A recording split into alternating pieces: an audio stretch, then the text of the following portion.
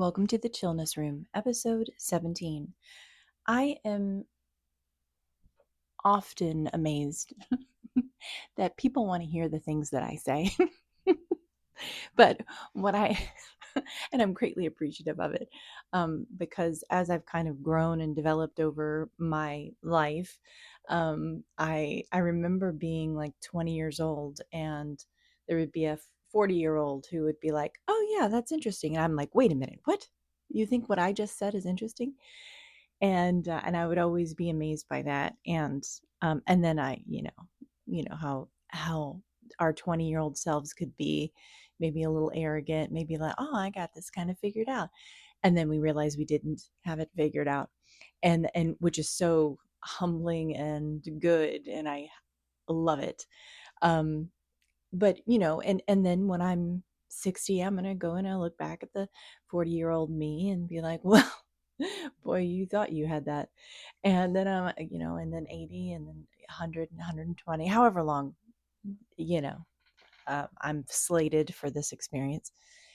And so I've always been amazed by that. But the other thing that I've been amazed by has been that none of this was supposed to happen. I was not supposed to have successful businesses. I wasn't supposed to help thousands of people. I wasn't supposed to do anything really significant with my life. Not only was I not supposed to, I wasn't encouraged to. I wasn't put in a position at the beginning part of my life that said, yeah, you're going to do something. You're going to do something great. Nope. I never had that. And so, but my grandmother on my father's side was incredibly encouraging. She really thought that I was smart stuff. And my mother's mom also felt like I knew what I was doing, and and I remember she was talking. They were my two grandmas were talking to each other one day, and they said she just talks so fast. Well, I can barely understand what she's saying. And they told me that, and I was like, okay, I'm gonna have to slow this baby down. Anyway, so but I wasn't necessarily, no one in my family. I had one aunt who, she had her own business, but I didn't put anything together, internal. I didn't really. I just thought, oh, that's a thing that's possible. And then, I knew I wasn't, or didn't feel like I was smart enough to do much with college, and I didn't, and that kind of thing. So I just didn't see that owning my own business and making money and doing all that stuff was actually a thing. In fact, even when I became successful and I was doing a ton of stuff, and to the point where I couldn't actually kind of go backwards at all. My grandmothers were still talking to people and saying, you know what, darling, you can actually go get yourself a job at that Wells Fargo, because I know you worked there before, but maybe you want to go back there and get another, maybe you need to get another job. And I'm like, Grandma, I make 5 times right now what I made at Wells Fargo. What do you mean go back to working at that job? Well, darling, you want to have a fallback. I'm like, no, what are you talking about? So I laugh now looking back at it, but I remember thinking, I'm like, these people don't have any faith in me whatsoever. But it wasn't that. It was just that they wanted me to stay safe, and they wanted me to be grounded in the reality that things change. And they knew that from their perspective. They knew that at any moment something could upend our lives. My mom's mom, she had an incredibly, insanely abusive ex-husband, who was absolutely psychotic, and who threatened her and her children's lives daily, even though they were his children too. and she had to find a place to live, and they were sleeping on the floor because that's the best she could do. And, but she had thought that, going into their relationship, she was safe, she was secure, things were going to be perfect. My dad's mom, I don't know if many of you know this, but my father was murdered when I was 3 years old, almost three. And, um, and that completely changed everything for her. Not only that, but just before he was killed, my grandfather was diagnosed with cancer. And he was sent home to die, and they said, "You got 2 weeks, get your stuff in order."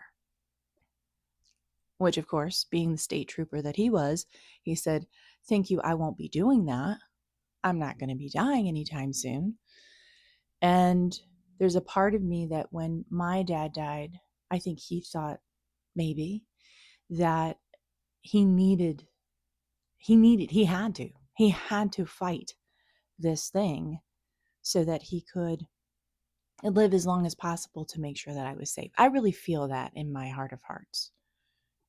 So, and then my grandmother had to figure out how to, take care of him while grieving this immense loss of her child, right?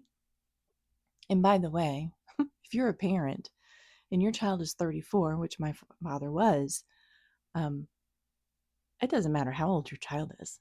If they die, it's she said it was like um,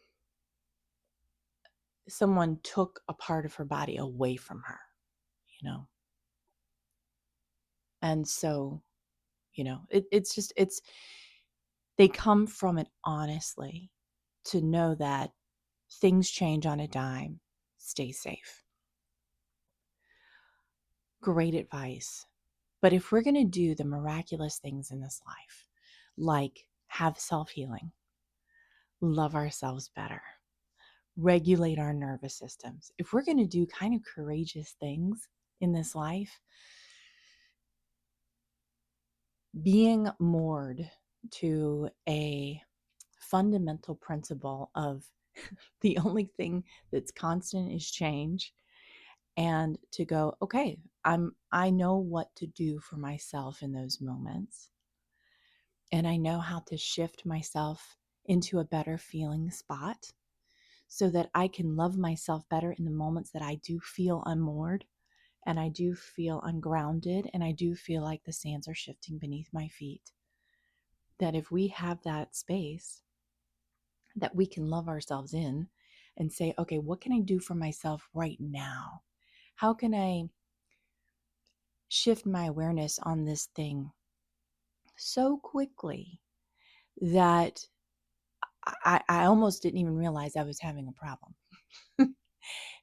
And it's okay that if you do have those moments to just go, wow, I'm having that moment, and speak to it. I think it's powerful to speak to moments where we're feeling off center. So in the chillness room for today, I would like to, and thank you for listening to my whole life story there. I hope that you may have seen some of yourself in it, because if you've gotten to this point in your life and you can look back and you go, oh, you know what, Kyra, I had the opposite thing. I was the golden child. I was the one that was supposed to fulfill the hearts and dreams and souls and beings of all the people in my family. And I didn't do it. And how liberating could that be, right? It's like, well, I'm not your golden child. That's not my job. That's for you guys to figure out. There's nothing more powerful than a golden child going, no, I don't think so. But then there's the other side of it, right? Where it's like, well, we didn't expect you to be anything, so great, I guess. I don't know. Like, we don't even know how to handle your success because we didn't expect it anyway. It happens. I'm here to tell you that it happens. Like, still, no one seems to get that I'm good at things. But at least the expectations were low. So anything I did is going to be better than what they had expected for me. Okay. And then you have the children that were completely ignored. They were like, "Oh, you're here. Well, look at you. Or, we say the baby, right? The baby of the family is like, oh, they don't have to do anything. They're fine just the way they are. They just don't even have to leave the house. I've I've talked to a lot of last borns, and they're like, nope, I never had to do a thing. Not all of them, but some. So if we've got all this kind of fun stuff kind of rolling around and you're hearing me speak to you right now,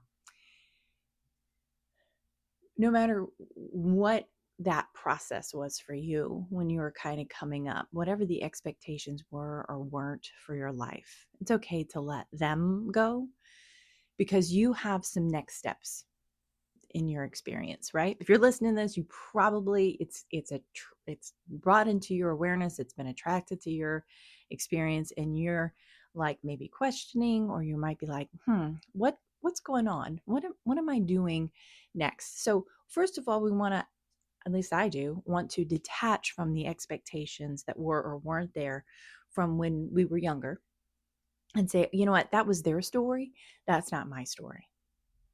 And what do I want my story to be? So I'll also add this in. For women who are experiencing perimenopause, this is a very powerful time. And if you're in the beginning stages, or even if you're in your mid to late 30s or whatever, this is good information just to know. When we get to this place, late 40s, 50s, that kind of thing, there is an identity shift. And it works across the board, because of all of our hormonal shifts and neural changes that are happening in our brain, and connections to things are basically disintegrating internally in our brains, and our synaptic responses are shifting, and all these things are happening behind the scenes that are causing us essentially to lose our identity.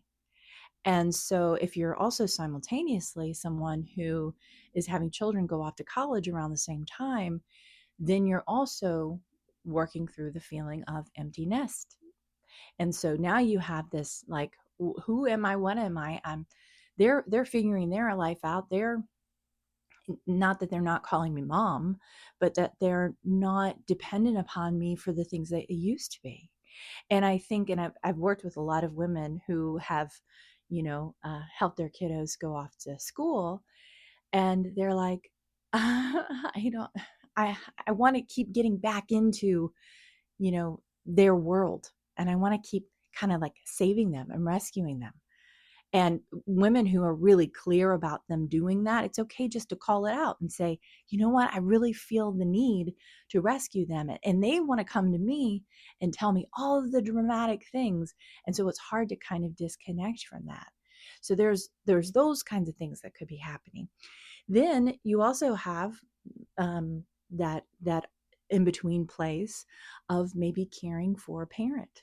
And I have a lot of people that I've worked with who were also trying to help with this transition moment and their own grieving process and their own letting go process with their parents, and all of that plays out.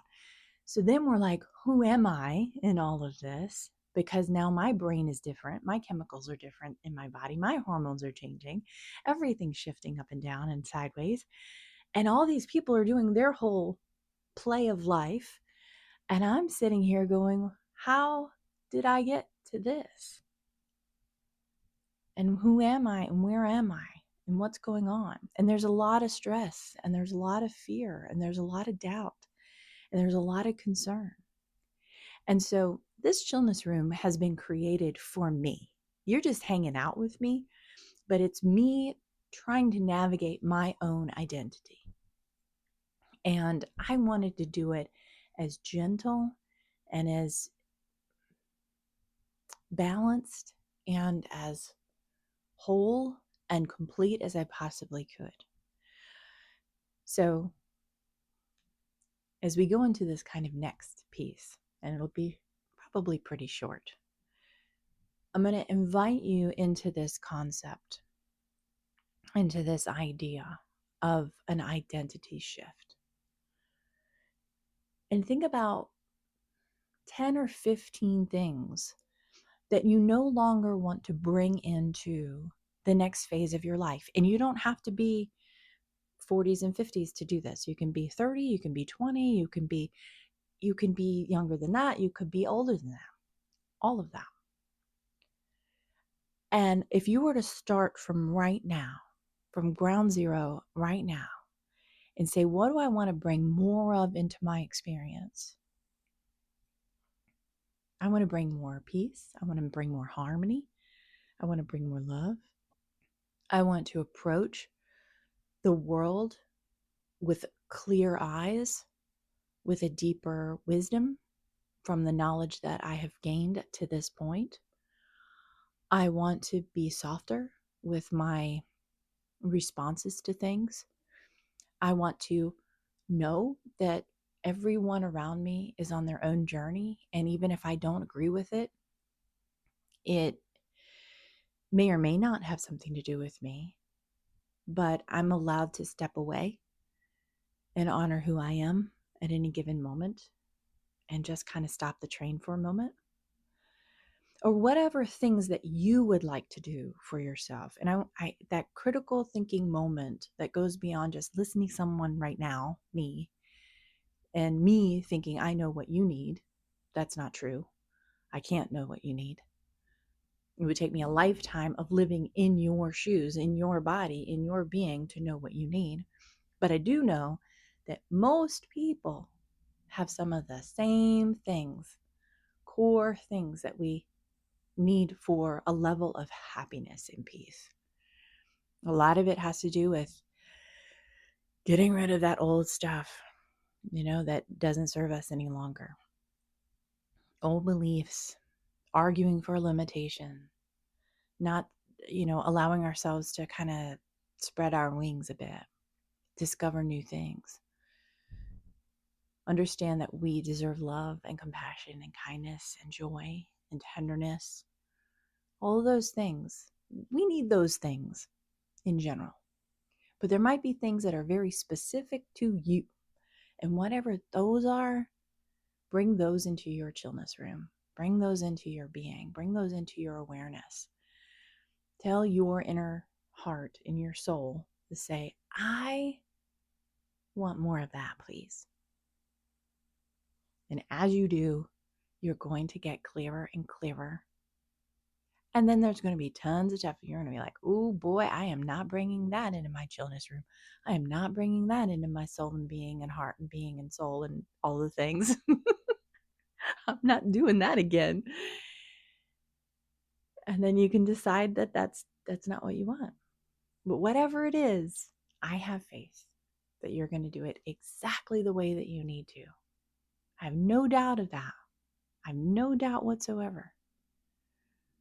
So honor yourself, honor your heart, honor your being, honor the next stage that you're moving into, because it's good stuff and you deserve all the good things in this life. Until we meet again, my friends, enjoy your own chillness room filled with all the good stuff that you deserve. Take care.